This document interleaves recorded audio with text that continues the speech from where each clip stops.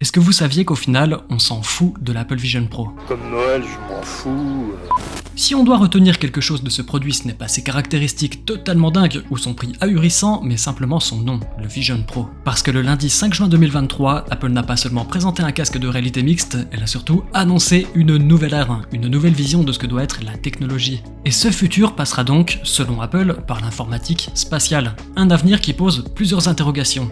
Depuis que les frères Lumière ont inventé le cinéma, les écrans n'ont jamais cessé d'évoluer pour se rapprocher de plus en plus de nos yeux. Leurs tailles ont progressivement diminué pour pouvoir entrer dans nos maisons, ils ont ensuite gagné la capacité d'afficher du texte, des images et des vidéos, ce qui a ouvert la voie à l'informatique personnelle, avant de se réduire encore pour être trimballé partout avec nous. La logique veut donc que la prochaine étape soit celle où l'écran devient votre vision. Et devinez quoi? Eh bien Apple l'a bien compris, c'est pourquoi le Vision Pro existe. Exactement, ouais. T'es bien renseigné. Ce n'est pas seulement un produit ordinaire, c'est la première pierre de cette nouvelle ère qui nous propulsera vers un écosystème complet autour duquel l'ordinateur spatial gravitera. Ce sera la nouvelle référence pour les interactions homme-machine, et il est même probable qu'un jour le Vision Pro se transformera en simple lunette ou lentille à portée. Et peut-être qu'il remplacera votre iPhone un jour. C'est aussi une quasi-certitude qu'une gamme complète comprenant des casques bien moins chers va vite débarquer. Toutefois, ce jour n'est pas encore venu, nous en sommes encore qu'aux prémices de cette révolution, il reste beaucoup à créer. Et avant d'atteindre ce stade, on a déjà quelques doutes, car tout n'est pas parfait pour l'instant, loin de là. Tout d'abord, premier problème, et j'en parlais il y a pas si longtemps dans une de mes vidéos, Apple a un souci avec le terme pro. Ce casque porte ce fameux terme pro, son prix le fait bien ressentir d'ailleurs, et pourtant, lors de la présentation, les démonstrations pour les usages pro ont représenté qu'un temps minime face aux démonstrations d'usage pour le grand public. Alors certes, il s'agissait plus d'une présentation de cette nouvelle plateforme que du produit en lui-même, qui j'en doute pas sera au cœur d'une deuxième présentation d'ici l'année prochaine pour peaufiner les derniers détails avant sa commercialisation, mais quand même, elle aurait pu prendre un tout petit peu plus de risques à ce niveau car ce sera bien aux pros au départ de montrer le chemin pour développer cet écosystème et donner envie par la suite au grand public d'acheter ce type d'appareil. Et pendant cette présentation justement, vous avez aussi dû le remarquer, mais à chaque fois que quelqu'un porte ce casque, il est seul, isolé dans une pièce et généralement affalé dans le canapé. Qu'est-ce qu'on doit en comprendre? Que dans cet avenir nous aurons plus de contact réel et nous serons tous enfermés dans une bulle? Bravo, vous êtes sur internet.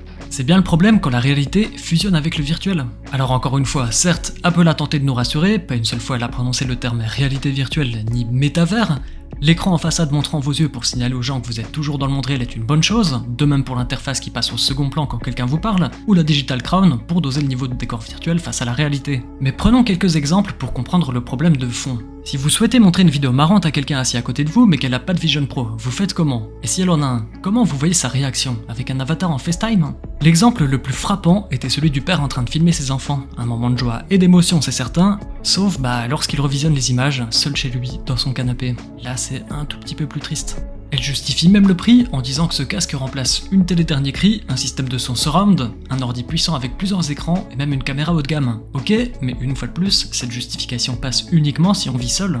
Notre cher Mark Zuckerberg n'a d'ailleurs pas manqué de critiquer cet aspect, mais je pense pas pour autant que l'avenir des moments de partage se passe dans le métavers ou à travers une conversation Messenger flottante. Alors ok, je sais, le but de ce casque n'est pas d'être porté constamment, exactement de la même manière que lorsque vous travaillez sur votre Mac et que vous ne souhaitez pas être dérangé, mais dans ce cas, pourquoi Apple nous montre quelqu'un allant chercher sa boisson au frigo? Elle qui dévoile en plus dans la même conférence des fonctions de lâcher prise et de bien-être, c'est quand même cocasse. Inutile aussi de mentionner la fonction d'iOS 17 pour prendre soin de notre vue en mettant un warning si on tient notre iPhone ou iPad de trop près, pour par la suite nous présenter un appareil qui nous colle littéralement un écran à 2 cm de nos yeux. De toute manière, avec une autonomie de 2 heures sur batterie, ça ne va pas trop nous pousser à rester immergés très longtemps. Dites-vous que vous ne pourrez même pas regarder Avatar 2 soit être branché au secteur. Autre interrogation, qu'est-ce qu'Apple a prévu si on avait quelqu'un qui possède aussi un Vision Pro?